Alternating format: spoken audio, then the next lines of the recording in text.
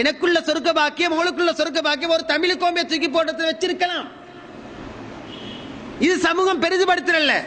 கோட்டையும் சூட்டையும் போட்டு அவன் பென்ஸ் கார்ல ஏறி தன் மனைவியை முன்னாசனத்தில் அமர செய்து பெல்ட்டையும் போட்டு அப்படி வந்துட்டு இருக்கிறான். எவனோ ஒரு முட்டாள் ஒரு மோடையன் ஊத்த எல்லாத்தையும் கட்டி நடு ரோட்ல போட்டிருக்கிறான்.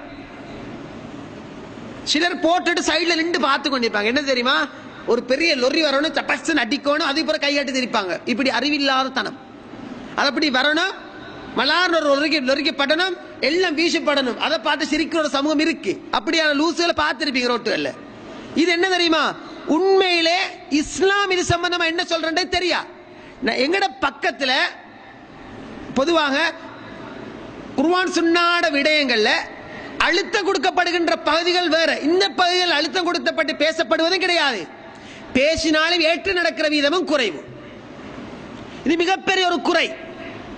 நபிகளாரு கிட்ட வந்து என்ன கேட்டாரு, எனக்கு பிரயோஜனமான ஒரு கல்வியை கற்றுத்தாங்க, நீ ரோட்டை கூட்டு. என்ன ரோட்ல துப்புரவு செய்யறாங்க. ரசூலுல்லாஹ் சொன்ன செய்தியை பாருங்க, முஸ்லிம்ல வர செய்தி. لقد رأيت رجلا يتقلب في الجنة في شجرة قطعها في ظهر الطريق. سبحان الله. தொழுற சொர்க்கத்துக்கு போறது தானே, நோம்பு சொர்க்கத்துக்கு போறதுக்கு, ஜக்காத் சொர்க்கத்துக்கு போறதுக்கு, ஹஜ் சொர்க்கம் எல்லாம் சொர்க்கத்துக்கு போகத்தான். நான் ஒரு மனிதனை கனவில் கண்டேன். நான் ஒரு மனிதனை கண்டேன், சொர்க்கத்திலே புரண்டு புரண்டு படுத்துக் கொண்டிருக்கிறான், சொர்க்கத்திலே உலாவிக் கொண்டிருக்கிறான், நிம்மதியா சோனத்திலே பிறண்டு பிறண்டு இருக்கிறான். தாஜ் தொழுதவனாயிருக்கும், மின்பிடி சுண்ணத்தெல்லாம் பேணினவனாயிருக்கும், மனைவிக்கு பிள்ளைகளுக்கெல்லாம் நல்ல முறை நீதமா நடந்தவனாயிருக்கும். இல்ல, பி ஷஜரத்தின் கத்ஆஹா ஃபீ ظஹரி தரிக். எங்க இஸ்லாம்? அவன் யாரு? மனிதர்களுக்கு நோவினை தருகின்ற ஒரு மரத்தை பாதையோரமாக கண்டு இதை வெட்டி அப்புறப்படுத்தாமல் ஓயமாட்டேன் என்று சொல்லி அந்த மரத்தை வெட்டி அப்புறப்படுத்தினான். இதன் காரணமாக அவனை நான் சொர்க்கத்தில் கண்டேன் என்று அல்லாஹ் சொன்ன செய்தி முஸ்லிம்ல 2 அறிவிப்பாளர் வரிசையாக 2 மெத்தட்ல இந்த ஹதீஸ் வருது. நல்லா யோசிச்சு பாருங்க. மீசானை கனமாக்கும் நல்லமல்கள் இந்த பகுதியில எங்களால செய்ய முடியுமான ஒரு வேலை. உங்களோட வீட்டுக்கு பக்கத்தில் ஒற்றை அடி பாதை கொண்டு போகுது, மனிதர்கள் நடந்து மட்டும்தான் போகலாம். உங்களோட வீடு முன்னுக்கே இருக்குது, உங்களோட வீட்டு முன்னுக்கு ஒரு நல்ல லைட் ஒன்று போட்டிருக்குது. அங்கிட்டு உள்ளுக்கு போனா ஒரு 25-30 குடியேற்றம் இருக்குது. இது உங்களோட தோட்டம், அதுக்கு பேரு அப்படிதான் சொல்லுவாங்க கொழும்புல. இது எங்கட வத்த, எங்கட தோட்டம், எங்கட ஏரியா, உங்களோட ஏரியா. இது அல்லாஹ்வுடைய ஏற்பாடு. உங்களோட வீடு எங்க அம்பிட்டிக்கு, முன்னுக்கு அம்பிட்டிக்குது, அழகான லைட் வெளிச்சம் விழுது. பின்னுக்கு ஒரு 25 வீடு. அந்த 25 வீட்டுக்கு ரோட்டுக்கு லைட் ஒற்றை அடி பாதை நீண்டு போகுது. கவர்மெண்ட் போட்டு தந்தாங்க, அந்த லைட் உடஞ்சாச்சு. இப்ப எங்கட சிந்தனை என்ன தெரியுமா, இல்லன்னு சொன்னால் லைட்டே போட்டு இல்ல. உங்களுக்குள்ள சொர்க்கத்தை ரப்புல் ஆலமீன் அல்லாஹ் சில நேரம் அதுக்கு ஒரு பல்பு போடுறதுல வச்சிருக்கலாம். இப்ப என்ன நடக்குது? அப்படியே நீட்டுக்கு ஒரு 25-30 குடும்பம், ஒத்தர பாம்பு கடிச்சாச்சு, ஒத்தர நட்டுவக்கால் கடிச்சாச்சு, ஹாஸ்பிட்டல் வரைக்கும் போய்த்தாச்சு. யாருமே ஒரு லைட் போடணும்னு யோசிக்கவே இல்லை, அந்த பதிவும் இல்லை. எனக்கு நல்ல வசதி இருக்குது, ஒரு பல்ப போட்டா எனக்கு குறைஞ்சா போகுது. சமூகத்தில் இந்த பக்கம் யோசிக்கப்படுற விதம் மிக குறைவு. நாங்க என்ன யோசிக்கிறோம் தெரியுமா, இது பொதுப்பாதை, நானே போடணும். சில நேரம் கஷ்டமான குடும்பங்கள் பின்னுக்கு இருப்பாங்க, அவசர எமர்ஜென்சி உண்டாகி ஒரு லைட் கொஞ்சம் கரண்ட் தாங்கன்னு கேட்டா கூட, ஒரு லைட்டை போட்டு தாங்கண்டா கூட, அது கூட மனம் விரும்பாத மக்கள் சமூகத்தை பார்க்கிறோம். ஆனால் நான் ஒரு மனிதனை சொர்க்கத்தில் கண்டேன், சொர்க்கத்து பெட்டில் புரண்டு புரண்டு படுக்கிற அவன் யாரு?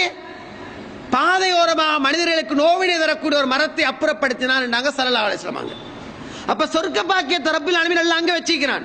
கோட்டையும் சூட்டையும் முடித்து வர ஒரு நாய் செத்து இருக்குது, நடு ரோட்ல போட்டிருக்குது. இப்பதான் ஒரு திருவிழா மேலால ஏத்திட்டு போறான். இப்ப நான் என்ன செய்யணும்? 10 நிமிஷம் லேட் ஆகும், உண்மைதான். டக்குன்னு இறங்கி பக்கத்து வீட்டு ஒரு மண்வெட்டியை கொண்டாந்து நீ குழியெல்லாம் தோண்டிட்டு இருக்க வேணாம், குறைஞ்சபட்சம் அதை கொஞ்சம் இழுத்து ஓரமாக்கிட்டு போனால், ஒரு ஊத்த பேக், பெரிய ஒரு பேக், அதுல மாட்டுக்குடல் ஆட்டுக்குடல் அதெல்லாம் போட்டு புள்ளட பெம்பசையும் போட்டு எல்லாத்தையும் போட்டு கட்டி கொண்டு வந்து நடு ரோட்ல போட்டு போயிட்டு. இப்ப நீங்க என்ன நினைக்கணும் தெரியுமா, அல்ஹம்துலில்லாஹ் எனக்கு அல்லாஹ் இன்றைக்கு நன்மை செய்யறதுக்கு ஒரு வாய்ப்பை தந்திக்கிறான். நான் போற பிராடோல இருந்து இறங்கினா, பென்சில் இருந்து இறங்கினா என் அந்தஸ்து என்ன ஆகும் யோசிக்கலாம் அடுத்த செகண்ட்.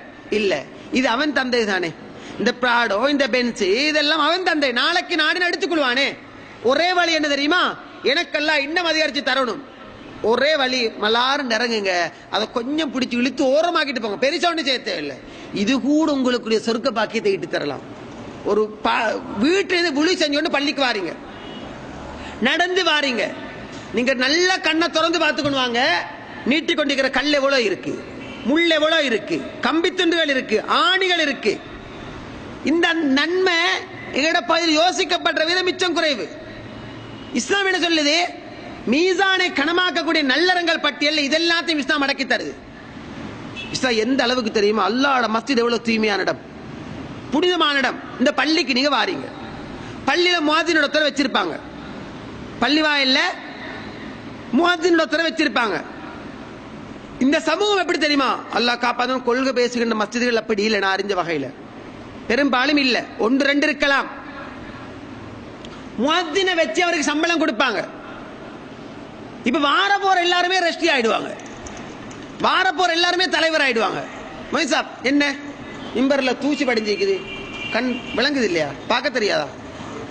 இது எந்த அளவுக்கு மௌலிமார் முக்கியமானவங்க கருதப்பட்ட எல்லாரையும் முன்னுக்கு வச்சுக்கொண்டு வயசு போனத்தரா முஅத்தின் இருப்பார். அவரை கூப்பிட்டு தலைவர் சொல்றேன்னு தெரியுமா? கூட்டி போட்டுடுங்க, இதை எடுத்து போட்டுடுங்க, இதை இப்படி வச்சுக்கிறீங்க, தூசி படிஞ்சிருக்கு, நாளைக்கு வெள்ளிக்கிழமையா தொடச்சி போட்டுடுங்க, இந்த ஃபேனில் ஊத்த படிஞ்சிருக்கு, விளங்குது இல்லையா? உண்மையில சம்பளம் எடுக்கிறது உண்மைதான். ஆனா அல்லாஹ் நீங்க சம்பளம் கொடுக்கிறது உண்மைதான். அது சம்பளம் கொடுக்கலுமா ஏலவா அது ரெண்டாவது விஷயம். நான் சொல்றேன் என்றால் இந்த வேலை முஅத்தினுக்கு மட்டும் உள்ள வேலை அல்ல. இது பள்ளி வாயிலில் கடமை புரிகின்ற முஅத்தினுக்கு மட்டும் உள்ள ஒரு வேலை கிடையாது.